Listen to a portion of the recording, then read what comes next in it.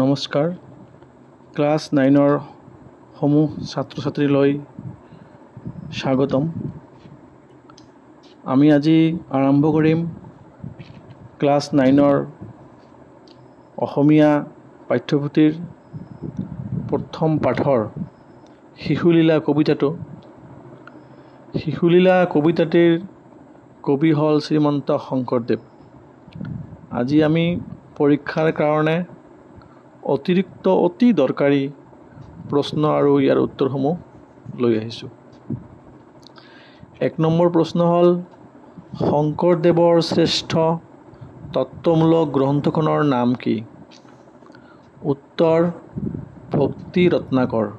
এই প্ৰশ্নটো 2021 চনত আহিছিল পৰীক্ষাত।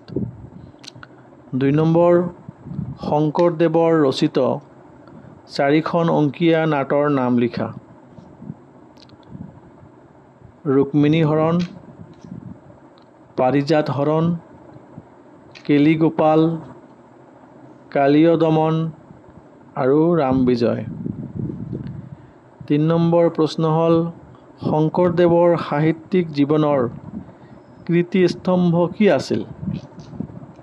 এই প্ৰশ্নটো 2022 চনত আহিছিল পৰীক্ষাত। উত্তৰটো হ'ব কীৰ্তন ঘোষা। ইয়াত কীৰ্তিস্তম্ভ শব্দটোৰ অৰ্থ হ'ল মহৎ কাৰ্যৰ বা মহৎ লোকৰ স্মৃতিত সজা স্তম্ভ। ইংৰাজীত কয় এ মনুমেণ্ট।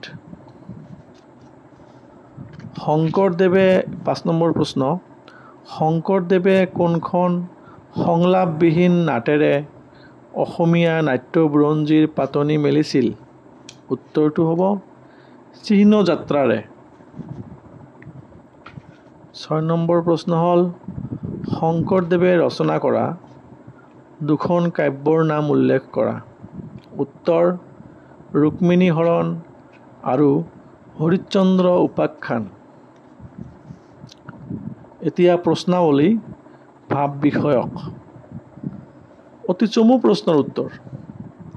ইয়াত ক নম্বৰ দিয়া আছে কৃষ্ণগীত গাৱন্ত সুন্দৰী। কৃষ্ণগীত গোৱা সুন্দৰীগৰাকী কোন? উত্তৰ যশোদা। খ নম্বৰ কৰ্ণত কুণ্ডল দলে অতি। কাৰ কৰ্ণৰ কুণ্ডলৰ কথা কৈছে? উত্তৰ যশোদাৰ কাণৰ কুণ্ডলৰ কথা কোৱা হৈছে।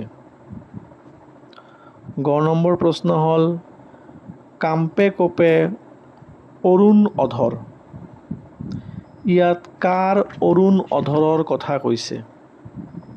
উত্তৰ ইয়াত শ্ৰীকৃষ্ণৰ অৰুণ অধৰৰ কথা কোৱা হৈছে।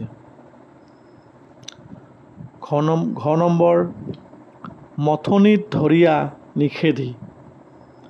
মথনি শব্দৰ অৰ্থ কি? উত্তৰ মথনি শব্দৰ অৰ্থ হ'ল গাখীৰ ঘুটিবলৈ ব্যৱহাৰ কৰা এবিধ সঁজুলি।